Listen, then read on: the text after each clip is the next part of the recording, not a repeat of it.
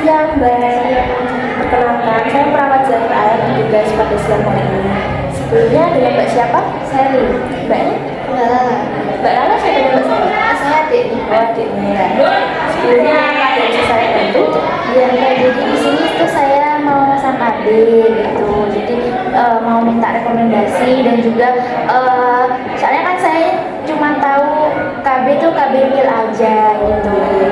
Nah, sebelumnya Mbak Sally umur berapa? Saya umur 23 tahun. Dulu kita masih muda. Oh, udah punya anak? Belum. Jadi saya baru dapat 1 tahun menikah gitu. Dan saya dan suami saya tuh mau menunda dulu buat punya anak gitu. Jadi mau masang KB. Jadi alasan memasang KB mau menunda kehamilan dulu ya.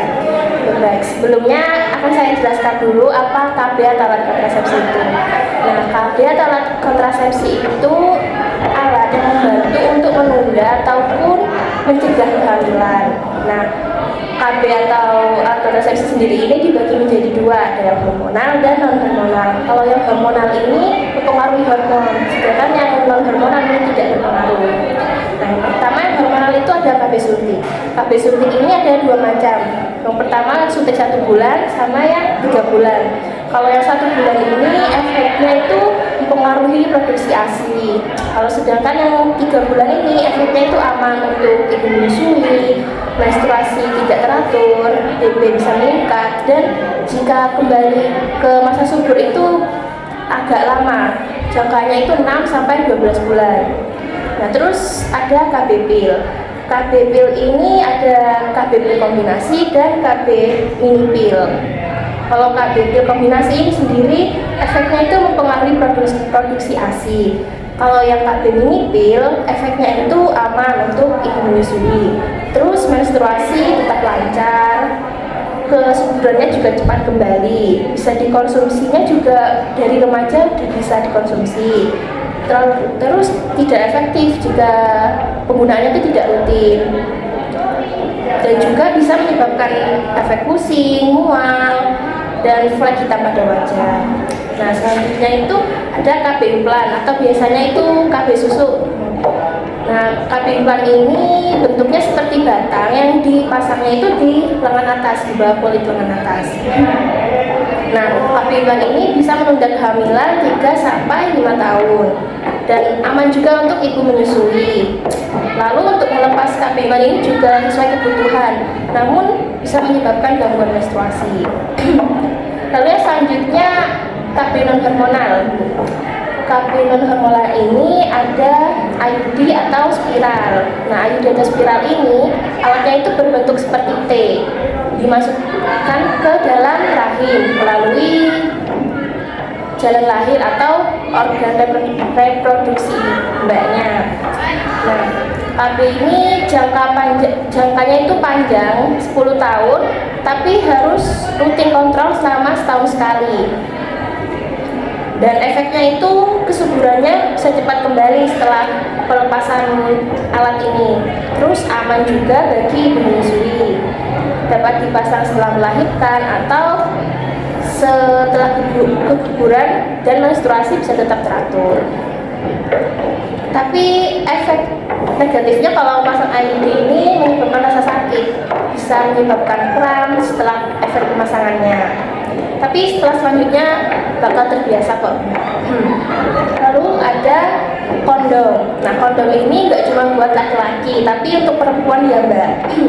Alat kontrasepsi ini tuh untuk melindungi penggunanya dari penyakit seksual menular.